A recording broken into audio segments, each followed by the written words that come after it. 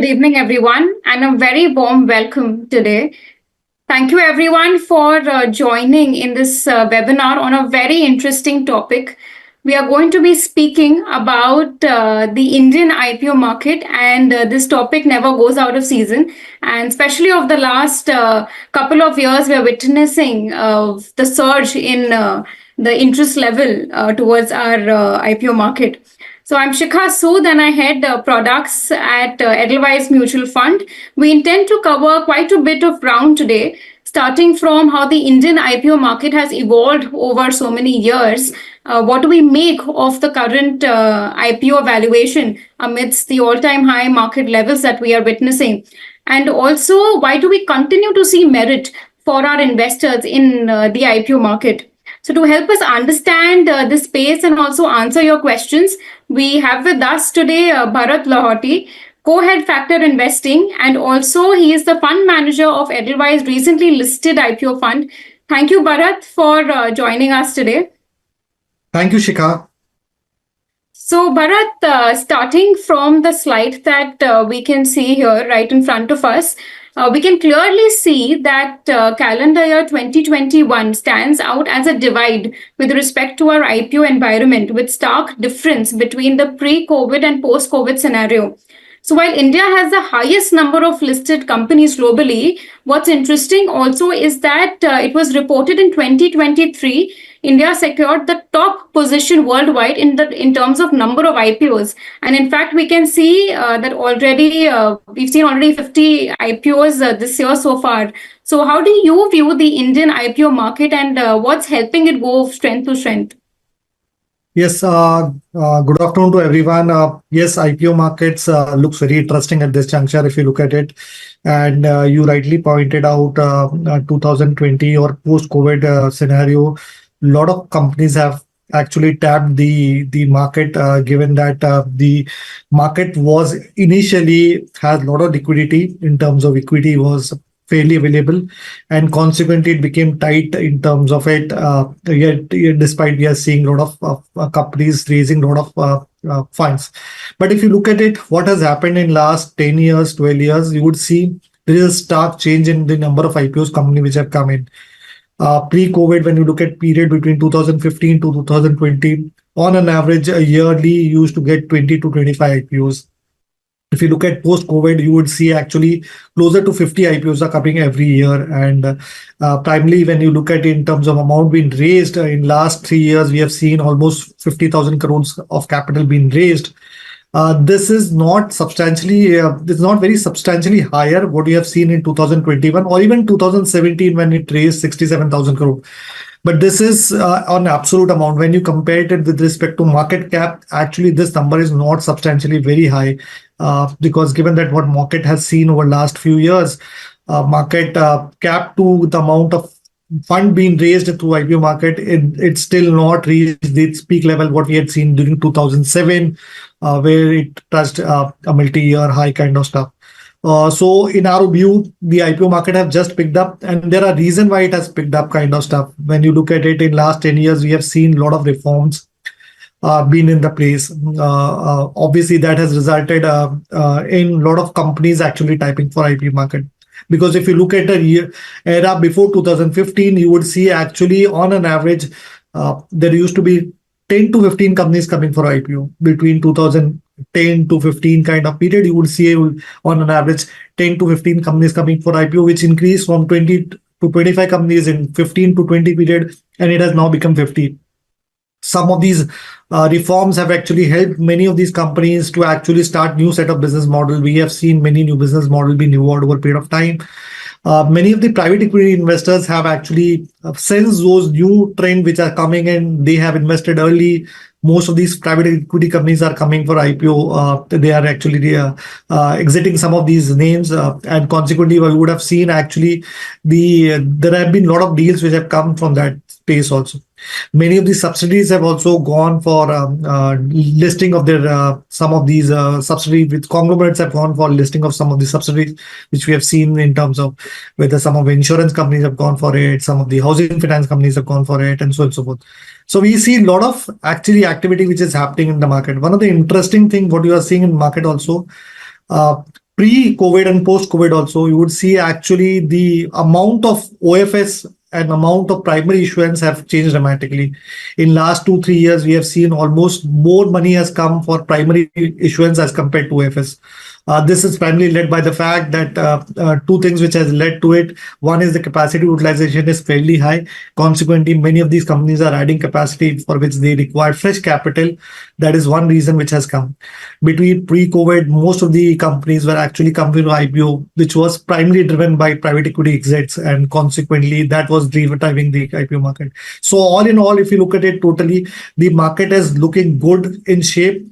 It's still not exceedingly, I'm saying, exceedingly hot kind of stuff, but it's in good shape. Important thing to note in IPO market is that you are not getting traditional set of businesses what you think about it. For example, we saw recently an electric vehicle company getting listed on the market. Generally, if you look at it, when you talk about autos, yeah, you talk about the ICE engine kind of companies, companies like Maruti's, Tata Motors, or Ashok Leyland's type of company. But if you look at it in the IPO market, you get a different set of companies getting listed, especially on the electric vehicle side. Similarly, you would see some of these traditional businesses like IT services businesses. The companies which are coming in IPO markets are totally different from the what you evaluate in general to that extent. These companies are digital, e-commerce, gaming, analytics, and these are new growth drivers for India to that extent. When we talk about India is going to grow from a 3 trillion economy to 5 6 trillion economy, obviously what is going to drive the force is these new set of companies, these new set of businesses which are going to drive the businesses. Even if you look at some of the companies like in even the consumer space, you would see a different set of companies coming in this space like luxury consumption brand, retail chains, beauty products, and you would see whole lot of companies which are actually the next level of growth, because when you look at it, as our per capita income increases substantially, we are going to consume many of these products, we are going to use many of these services going forward. So in our opinion, IPO market is very interesting space. You will get a lot of new set of companies. When you look at the pipeline of IPOs, rock solid kind of stuff. We have close to around, can we move? When you have close to around almost 35 companies which are waiting for SEBI approval, almost 23 companies have actually received SEBI approval.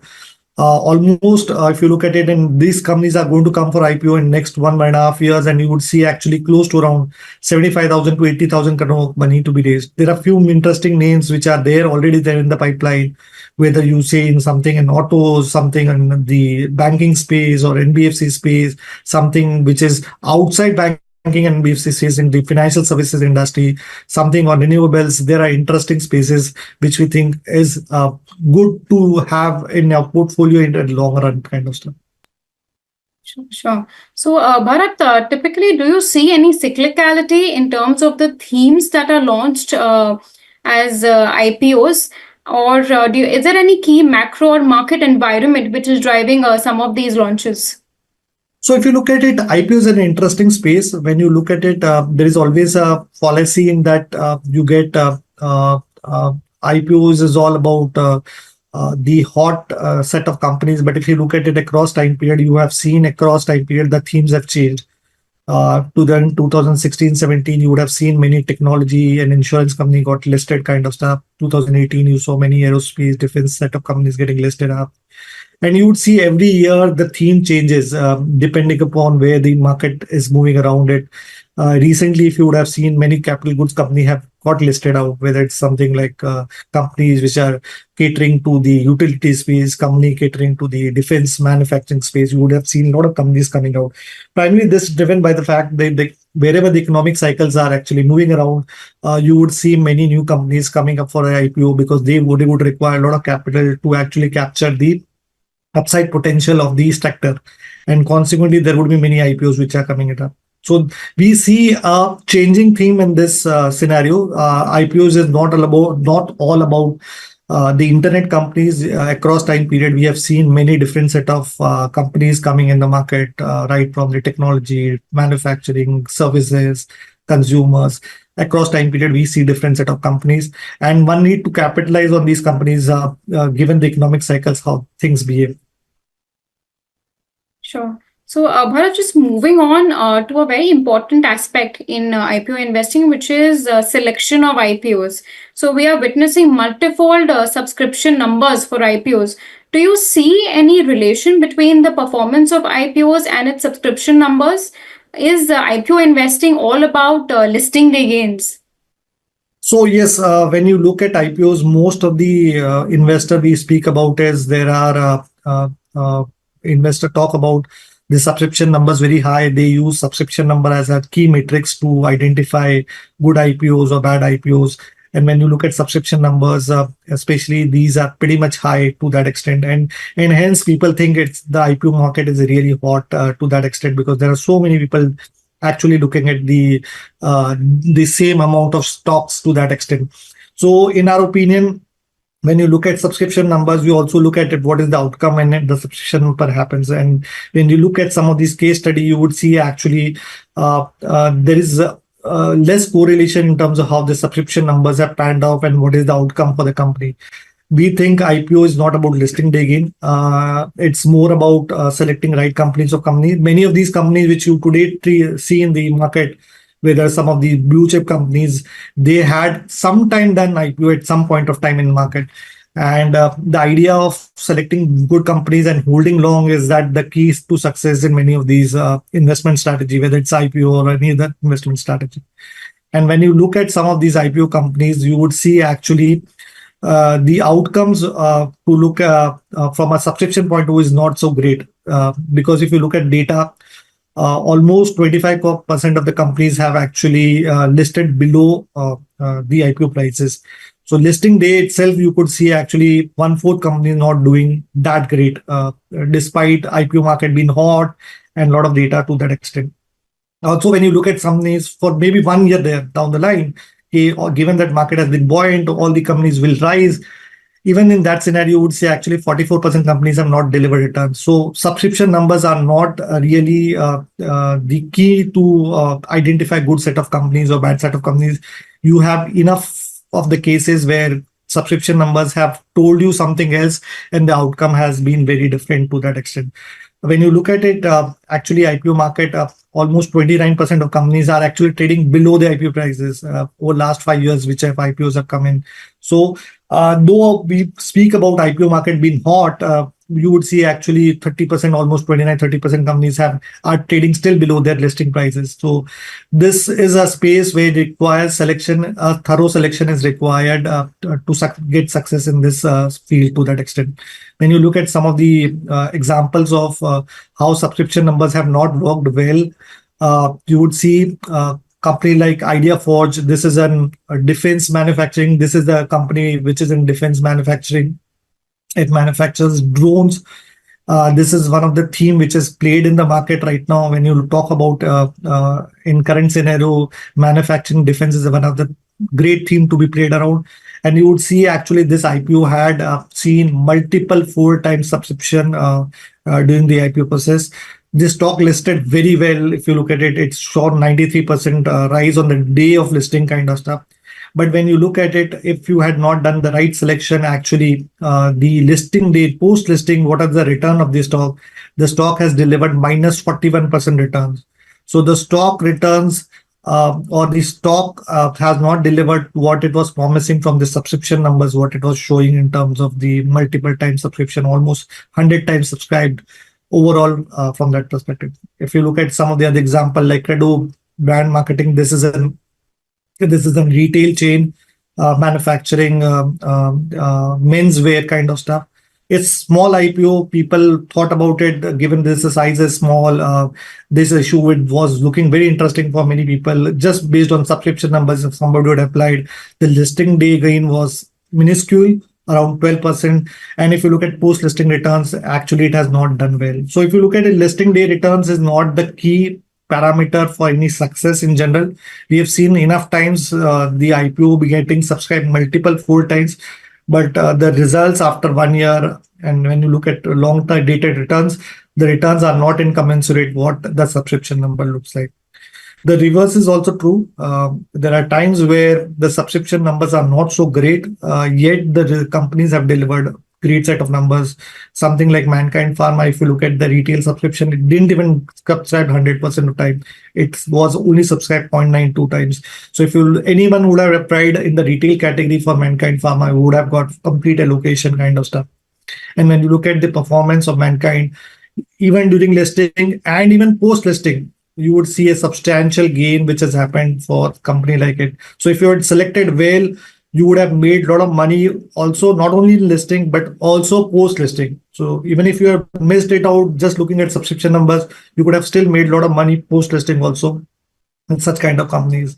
Another example is like Jyoti CNC. If you look at it, this is again a manufacturing company. If you look at it, this IPO got subscribed multiple four times. You had 40 times subscription numbers. It listed very well. If you look at it, the listing gain was around close to around 31%. Given that most of the investor would have sold seeing substantial gain on the day of listing itself. But had you held this stock for a long period of time, you would have gained substantially higher return, more than what you had got in the listing day gain. So subscription numbers don't really matter in general. From a long-term return perspective, we have seen enough times subscription being higher, the long-term returns not been great. There are subscription lower, long-term return being great. So we have seen enough of examples. We can show you a few more examples. A classic case like Bikaji, if you look at it, IPO subscribed very well. The listing day gain was minuscule. So people actually on the listing day made nothing. But post listing, people made a lot of money. So you could have built position gradually over a period of time in many of these companies. K Fintech is an interesting case. Actually, it listed below the IPO price. So it's an interesting case. Given that the subscription numbers were poor, yet you would have seen actually post listing the returns have been very well. So whether you look at it, there are times where subscription numbers are poor, returns have been superior. There are times where the subscription number has been very good, the returns have been poor. So in either cases, I don't think so subscription number tell much about the long-term story of an IPO. How does it fare out? Sure. So, Bharat, you've mentioned some challenges associated with the selection and access to IPOs.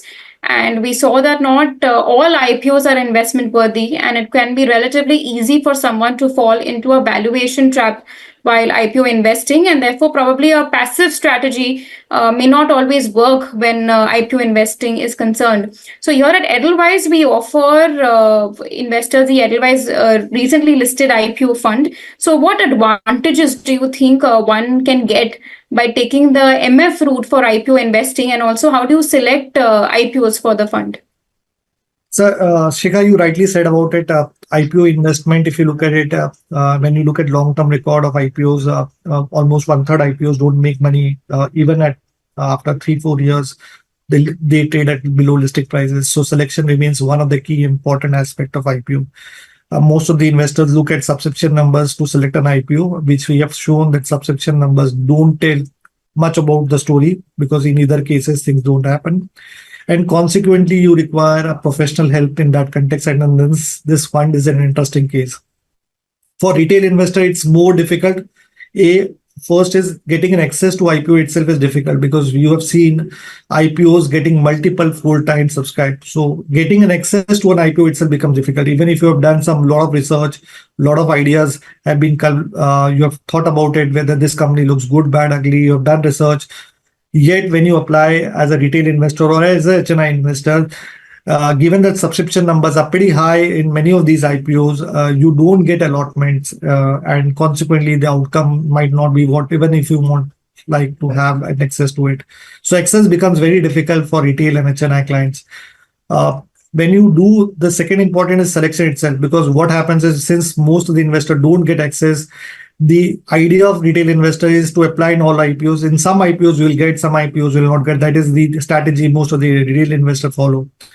But in reality, what happens is that in the good IPOs, they don't get access. And in bad IPOs, which we are talking about, one-third of IPOs, which don't make money in general, they get allotment. And consequently, they have a view that IPO markets are not so great. Given that they had applied for all IPOs, we didn't get in good IPOs, we got in bad IPOs, selection becomes a key. So you have to select well, you have to get access right. That is the second important thing. And third important thing is post-listing returns. most of the investors think IPO is all about listing the gain. And we have shown through examples there are times money can be made more after IPO had got listed.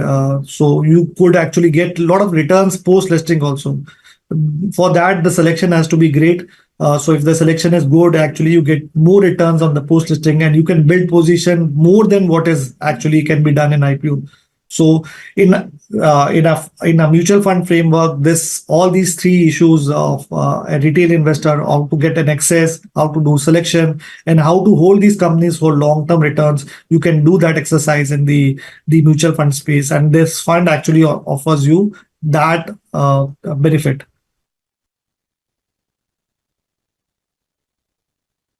Sure. So, Bharat, can you take us through the investment strategy of this fund? How do you pick stocks for this fund? So yes, Edelweiss recently listed IPO fund. If you look at it, it has a 6-year track record. We've been tracking IPOs for long to that extent. And the strategy is fairly simple. It is a thematic fund where 80% of money gets deployed in last 100 listed IPO companies. We try to select best 30, 40 ideas out of last 100 IPOs. The focus in this fund is to select companies with has a growth and quality bias. So in this universe, we are not looking for value pick kind of stuff, because we have seen in IPO space, whenever you try to pick value as a theme or style, you tend to actually get into a value trap, because many of these IPO companies, if they are offered at a very low valuation, very cheap valuation, there's a high probability that the growth might not pick up to that extent. So you have to be very cautious. So growth and quality are two key parameters while we look at in terms of the style of investment. Obviously, it's a bottom-up picking. As every year, the theme of the IPOs do change from from uh, from technology, insurance-led to the consumer to financial services to manufacturing. So you have to do a bottom-up picking, which is required. And obviously, we have a strict rule in terms of keeping an eye on liquidity. Given that many of these IPO companies have low liquidity, low free float, you have to keep a strict eye on liquidity while building out position. The stock might look good, bad, but if the liquidity is poor, one has to be very cautious while building out position, because it might happen that the stock looks interesting, but when you try to buy and sell, the impact cost is very high. So you have to keep that liquidity in mind, and that is important as a risk management practice. So that's how we build a portfolio, select best 30, 40 ideas from last 100 IPOs, and actually hold it for a couple of years to garner the earnings growth momentum which is there for the companies. Primarily, if you look at it, how does the IPO process works for us? Whenever the company file for a DRHP, that is the time we start doing research. We don't do any pre-IPO investments. We don't do any SME IPO investment. We also don't do any IPO investments where the issue size is less than 100 crores or market cap is less than 1,000 crores. So this fund primarily invests in some of the larger small caps, mid caps, and large cap IPO space, and not the micro cap space in general kind of stuff. Our analysis starts with the company filing for DRHP. We do a lot of rigorous financial analysis. We do meet out companies. We meet out the customers, the suppliers, and try to get a hold about how the company standing is all about in the relative frame of reference. We tend to get some inputs from the competitors in terms of how the product has been perceived, and consequently, we make up a mind whether the category, how this the IPO is about. Is it a secular idea where we think the sector itself can grow very fast? The company has a unique business model, or can it with unique set of products? We tend to actually club that companies in a secular bucket. We think those opportunities are a long dated opportunity, and you can ride this opportunity for multi-year kind of stuff. So those are secular business idea which we pick it up. And if you look at our fund, almost 70 to 80% of ideas in our fund would be a secular business idea, where we think the sector itself can grow at 10, 12%, and the companies within that can actually grow at more than 15 to 20%, given that they can gain market share, they are introducing new products, they're getting into new geographies, and consequently, their growth would be higher and they can go for multiple year times. We always know that there are times where market do throw up ideas when the market is favorable for certain set of sectors. Like for example, there are times where companies in the financial services do come come out in market. For example, whenever the interest rates are low, whenever the liquidity is very high, many of these NBFC companies do come for IPO market, and you would see a lot of capital raising happening in that space. Those are cyclical ideas. We think one has to be very cautious while building out position. You need to keep in mind the valuation paradigm very well in terms of where are you investing, at what cycle we are in, and so on and so forth. So we club those ideas into cyclical bucket. Typically, our exposure to cyclical buckets is somewhere between 15 to 20% in our fund. That's what we do. So it's a mixture of more of secular ideas and less of cyclical ideas. And when we do risk management, as I said, we keep an eye on liquidity. We have stock limits, we have sector limits to keep make sure that we don't get overboarded onto any sectors, which is a running theme of the IPO market. So we keep that on tap to build a diversified portfolio across many themes.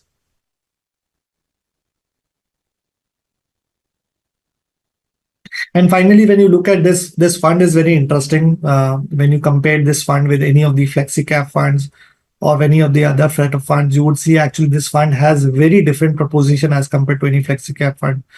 Most of the flexi cap funds don't look at IPO very aggressively. When you look at some of these flexi cap funds, their exposure to last 100 IPOs is very, very small. The reason why is that the case, many of these IPO companies are not part of the benchmark index, and consequently, they don't take too much interest in many of these companies. It's only when they become a part of benchmark index we see many of these regular set of funds, the large and mid cap, flexi cap, multi cap funds actually looking out of these ideas to that extent. So this fund gives you access for three things. A, it gives you early access to some of the IPOs ideas, which is going to be part of index at some point of time.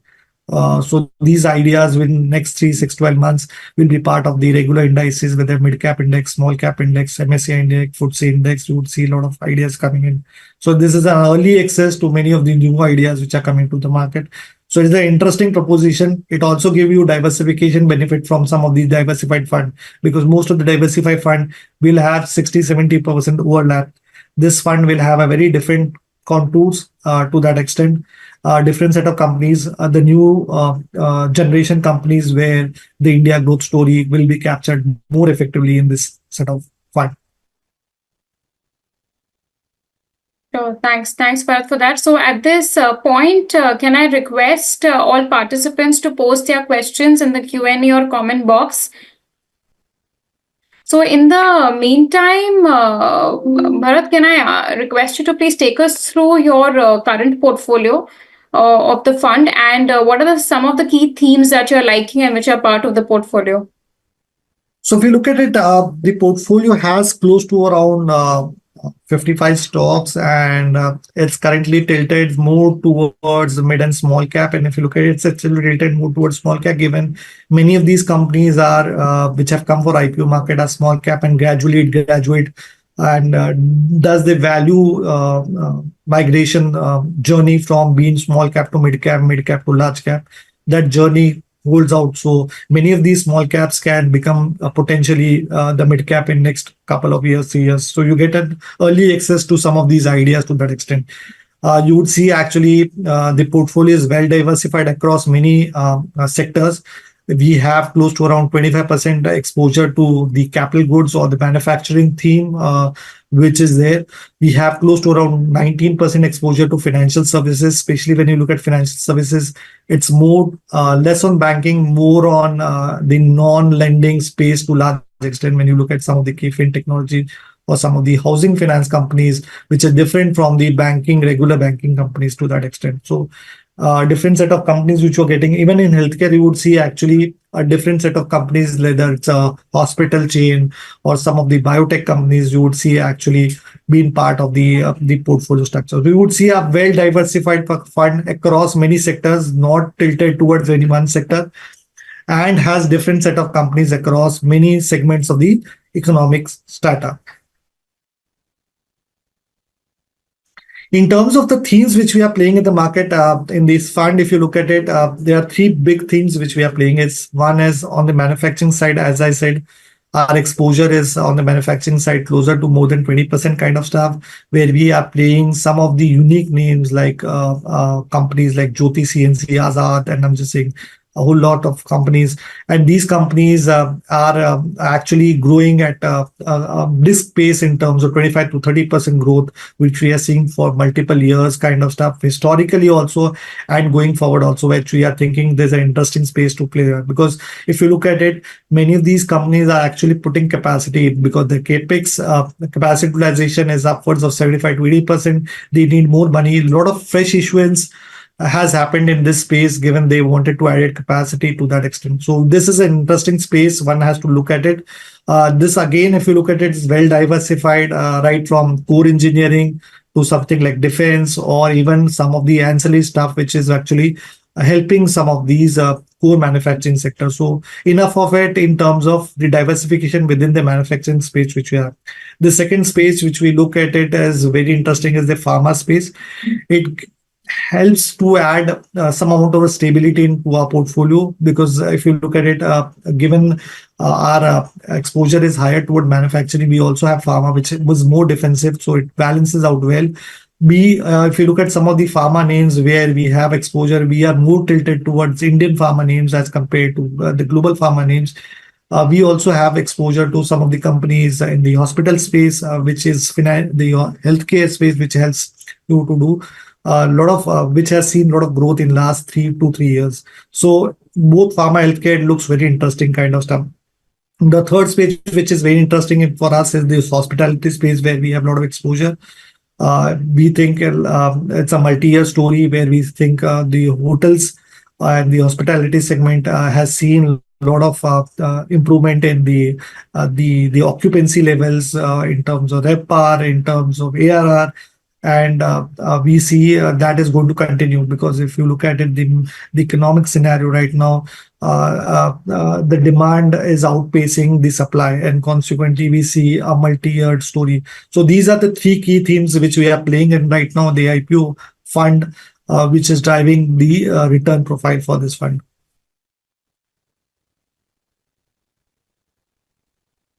So, Bharat, would you also like to highlight how this fund has performed over the last few years? Yes. So this fund is not about listing day gain. It's all about holding companies for a long period of time. We invest companies gradually as and get more and more confidence on company. And so hence we have stopped this fund for lump sum subscription. We have kept this fund only for an SIP subscription. So when you look at some of the SIP performance, you would see actually the delivery of this fund has been fairly better. If you look at 5-year SIP, this fund has been able to deliver close to around 24% returns. When you look at since inception return, this fund has been able to deliver close to around 22% returns on SIP. Even when you look at 3-year returns, where you would see the market has done very well, this SIP returns has been upwards of 23%. So you would see actually the performance has been strong, which has resulted because of the fact that the selection has been good in this segment, which has resulted in this kind of performance. Sure. Thanks, Bharat, for your insights on not just the Indian IPO market, but also into the Edelweiss offering in this space. So at this point, again, I'm going to request all our participants to post their questions or any comments in the Q&A section. So, Bharat, we have some questions here. I'm just going to start with a very interesting one on your mechanism of investing. So, are you a day one investor? Do you go in as an anchor investor, or do you invest post the particular security has got listed? So, what is your mechanism, and how do you decide which one to pick? So, if you look at it, for us, we can apply an anchor book. We can apply in the main book of the IPO. We can actually also apply post listing. We tend to actually build position gradually over 8 times. There are times where we apply an anchor, we up the bet during the main book, we add position during listing, and we add position as when quarterly results come in, and we get more and more confidence. There are also times where we think the IPO price is very fair, is not very high, is very high, and we tend to hold and build position post listing, maybe 1 quarter, 2 quarter down the line when the price valuation becomes more palpable. That is the time where we invest. So for us, we invest across time period, not only during the IPO time period, but post listing also to that extent. The idea is to build gradually over a period of time, and actually take the benefit of the more visibility what you get in terms of earnings. Sure. So essentially, while we have mentioned and we've given certain slides on why it is not just about listing gains, but this particular fund can invest and it does invest and take advantage of any sort of listing day gains. And also, it tends to participate in the entire journey of the particular security. So it is both. It is not just listing gains, and it is not just about after the stock gets listed. So just to clarify that bit. Any other questions? Participants, please feel free to post them. So, Bharat, there's another question on the investment strategy. So, how do you decide which IPOs not to consider or not to include in the portfolio? You did speak about the process for inclusion. How do you decide not to include? What are the key parameters you consider? So some of the key parameters which we tend to avoid is when there is a corporate governance issue for any of the companies, which when we look at some of the analysis, what we do on financial services, when we talk to the competitors, and when we talk to the suppliers, customers, we tend to identify or take a view about the company's practices in terms of how they are doing about it. In case the history of the promoters are not so great, we tend to actually skip some of these IPOs to a large extent. We also skip some of the IPO when we think the profitability for many of these IPO companies is not in sight for next 2 3 years. So if it is not visible that they are going to be profitable for the next 2 3 years, we tend to actually avoid some of these companies. We wait for the companies to actually show us in next 2 3 years whether the profitable journey is going to start or not. Given that this is a retail shareholders' money, we tend to be a bit cautious on it, on some of these loss-making entities and how they are going to get turned in terms of profit. So that is another thing which we tend to look at it or avoid whenever we don't get a comfort whether the company is going to turn profitable in near future. The third set of company where we tend to avoid is that the companies where the cash flow conversions tend to be very weak. And when we look at it, how the cash flow conversions are happening, if the cash flow conversions are not so great, we tend to avoid such kind of company. We also tend to avoid many companies in cyclical segment, which we spoke about it, where the valuations are not in comfort zone kind of stuff. We tend to avoid and we wait for right opportune time when we think the risk reward ratio is very favorable. That is the time when we invest. We avoid times when the valuations are not in the sync. So, Bharat, you also mentioned during the presentation that this fund would be investing in the last 100 IPOs. So, what's the typical holding period for a particular security in the fund? And what is the exit strategy? How do you decide when a particular stock has to be exited?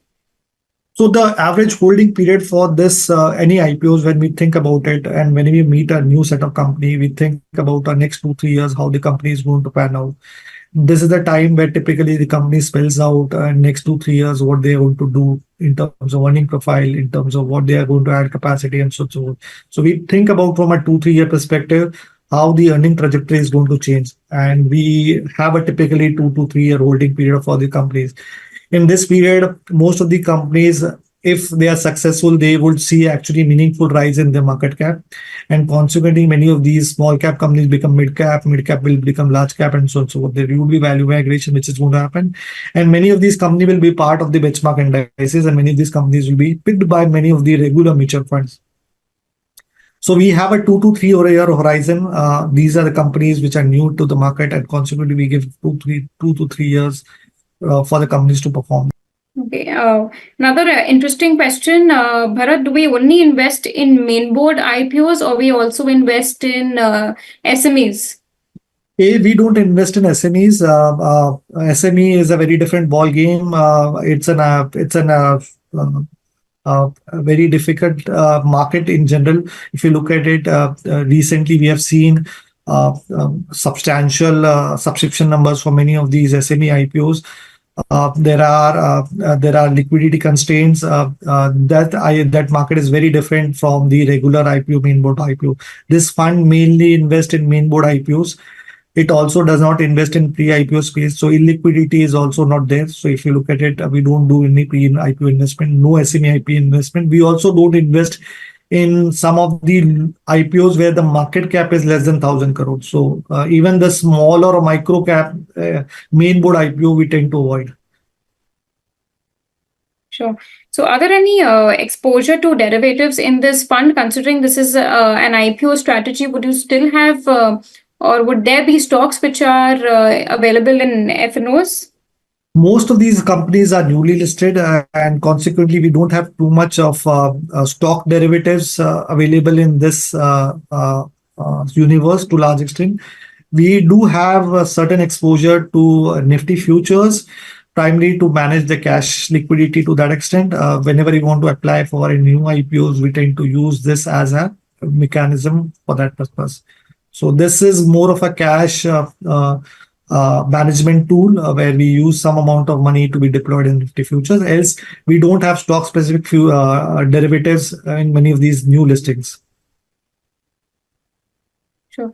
So the current environment, Bharat, that we see is very optimistic. We're seeing buoyancy in the market, and therefore IPO valuations are on the higher side. So do you see this exuberance to continue, or how stretched do you think these company valuations are?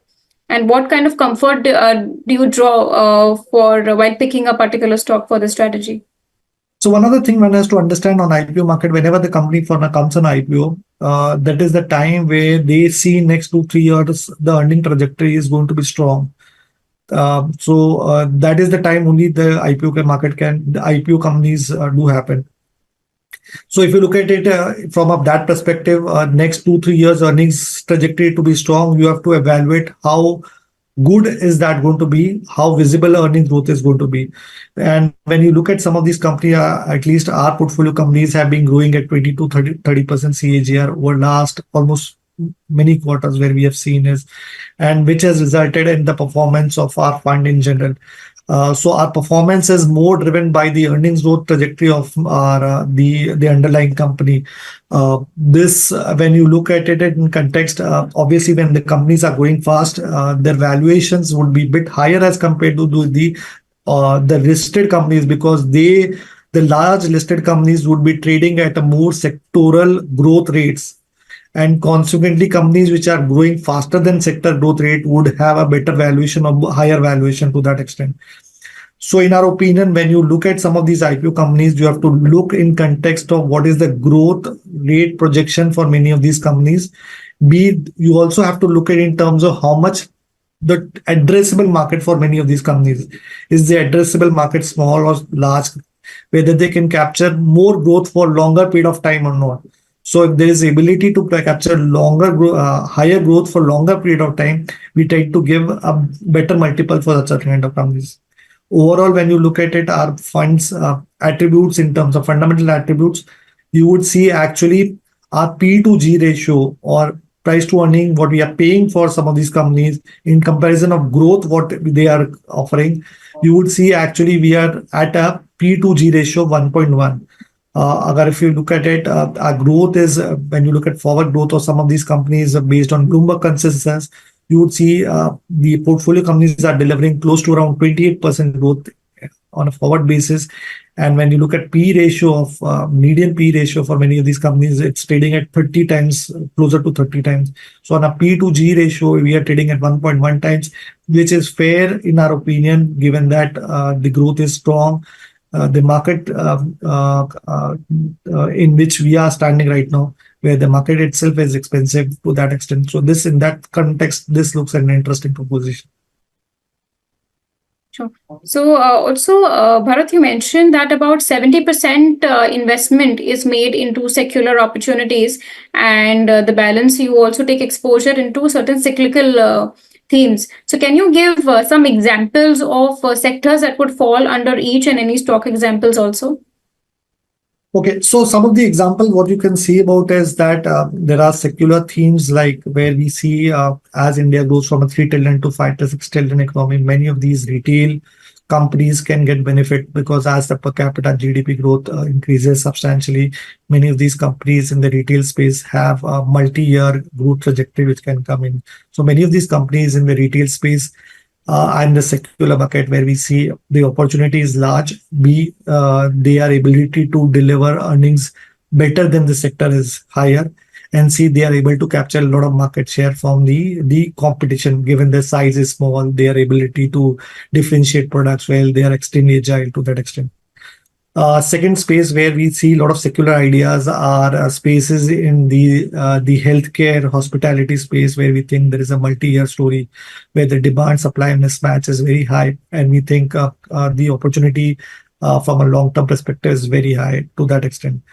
Some of the companies in capital goods space where we think these are cyclical in nature, as and when the order book sizes changes, some of these companies will have capex constraints, and consequently we have to be wary about in terms of what pricing what we are paying for some of these companies in the capital goods space. So we tend to mix and match between the secular growth ideas and the cyclical ideas in our portfolio. Okay, sure. So also, Bharat, there's another question around. So 2022 was a specific a year of even 2021 starting in 2022 in terms of the IPO valuation levels. So we saw in 2023, though there were larger number of IPOs, however, the total amount that was raised was lesser than 2022. So do you see that these valuations are now starting to get relatively discounted versus peers, or also is there that now their valuations are moderating and now are fairly available, the IPOs? Do you see also this continuing in 2024 and also into 2025?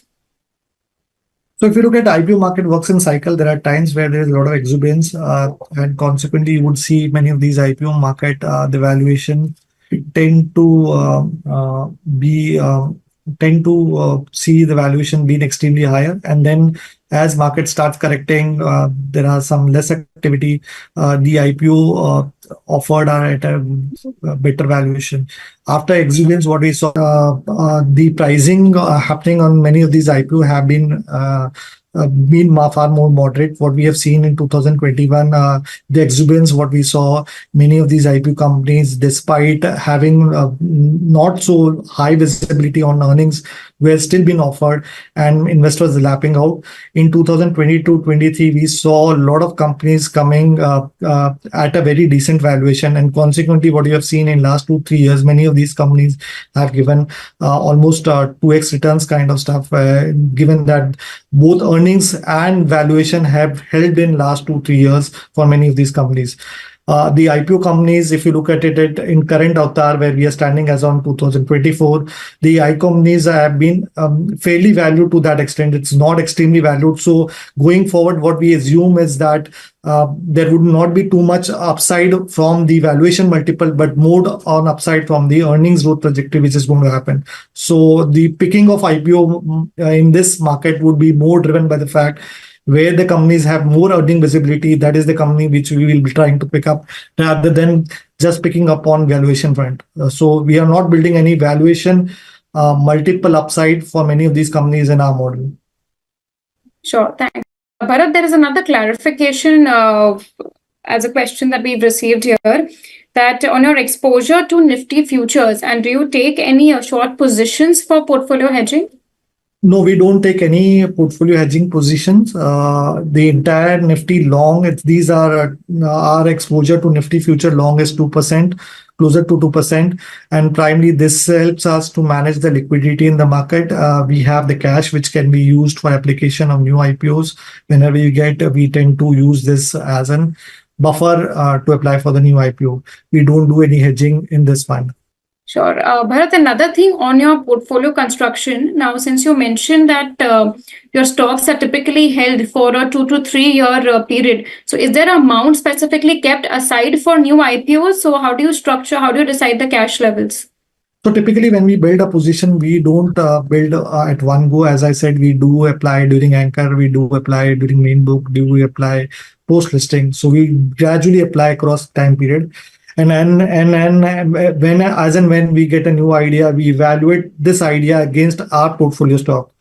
So if any of our portfolio stock is the new idea is better than our existing portfolio stock, we tend to push out the weakest idea in our portfolio and push out the new idea. The Nifty futures help out to actually help you to manage the liquidity in between time period. So we do that exercise and we push out the weakest idea and pull the new strong idea in our portfolio. That's how we manage to that extent. Sure. What is the typical number of stocks that you hold in your portfolio? Typically, if you look at it, we tend to identify good 30, 40 companies from the new listing, and some of these companies, 10 to 12, 15 companies are some of these old listings which are then portfolio. So a blended mix of close to around 50 companies which are there in our portfolio. Okay, sure. So thank you, Bharat. I think we've covered quite a bit today on the IPO markets, and the slide in front of us, I would say, is a good summary of what broadly we've discussed today. And what I would say is that selection, access, and also the diversified exposure that you get through being invested in the Edelweiss recently listed IPO fund, those would be the key takeaways to consider the MF route also for investing. So, Bharat, anything else that you would like to add on? Just in terms of it, given that we have opened this fund only for SIP stuff, we also tend to uh, uh, tell investors that we don't invest in all IPOs. We only invest in selective few IPOs. If we look at our history, we have been traditionally investing out of 3 IPOs, we invest in one of them. So if you look at it last year itself, we have seen that out of 45 IPOs so far came in, we have invested on 14 of them. So we would see actually our participation is extremely selective. We gradually build position over a period of time, and hence the SIP route is the best way to actually participate in this fund to that extent. Okay, great. Thank you very much, Bharat, and thank you all for joining today. In case you have any other questions, please feel free to reach out to your respective mutual fund distributors or your RM with Edelweiss. So thank you everyone for joining. Thank you. Thank you.